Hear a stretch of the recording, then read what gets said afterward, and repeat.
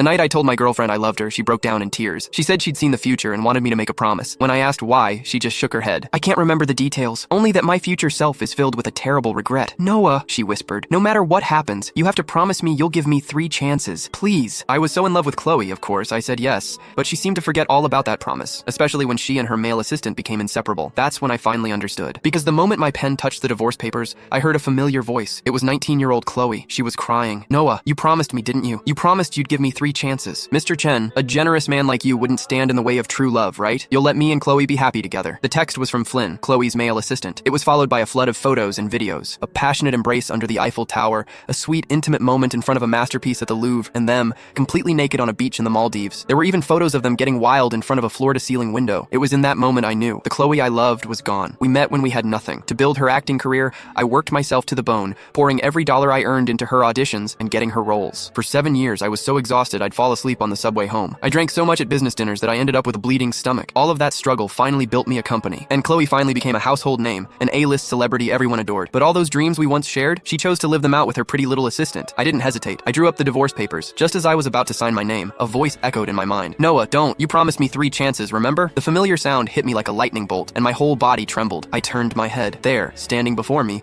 was the ghostly image of 19-year-old Chloe. She was wearing the $50 dress I'd bought her with money from a part-time job. In that dress, she was the most beautiful thing I had ever seen. I stared at her, a slow smile spreading across my face. Okay, I said, 3 chances it is. Just then, my phone rang again. Noah Chen, I've told you a million times, stop bullying Flynn. He's just my assistant, and he's already exhausted from traveling the world with me. If you cause any more trouble, that trip to the beach I promised you is off. I answered and put the call on speaker. Chloe's furious voice filled the room. I glanced at the 19-year-old Chloe beside me and gave her a gentle smile. Her own face twisted in anger. How can she talk to you like that? How dare she? The younger her was shaking with rage, but the 27-year-old her was cold as ice. Getting bold now, are we, Noah? I hear you've even got a woman with you. You have 30 minutes to get to the Aura Entertainment Tower. If you don't, the 19-year-old Chloe hung up the phone for me. I just whispered softly, that's 1 chance, Chloe. I wasn't sure if I was saying it to her ghost or to myself. It took me 40 minutes to drive to the Aura Entertainment Tower. The area around the skyscraper was packed with people, and traffic was a nightmare. When I finally reached Chloe's penthouse office and pushed open the door, her voice snapped at me instantly. Noah, I warned you. Be here in 30 minutes. And now, yeah, I cut her off coolly and dropped onto the sofa. Chloe's little assistant Flynn was also in the office. His head was bowed, his eyes were red, and he was clutching his left wrist. My indifference seemed to set Chloe off. She slammed her hand on the desk. Noah, what is this attitude? Are you still not going to admit you were wrong? Before I could even speak, Flynn chimed in. It's okay, Chloe. It's just a watch. It's not Noah's fault. Flynn's words only made Chloe angrier, but she forced her voice to be gentle as she spoke to him. What do you mean it's not his fault? He's so petty that he'd steal the birthday gift I got for you. Don't worry, I'm not going to let him get away with it. She turned to me, her voice sharp and cutting. Noah, I'm giving you one last chance. Give the watch back to Flynn. This had happened so many times before. Flynn would frame me, and no matter how I explained,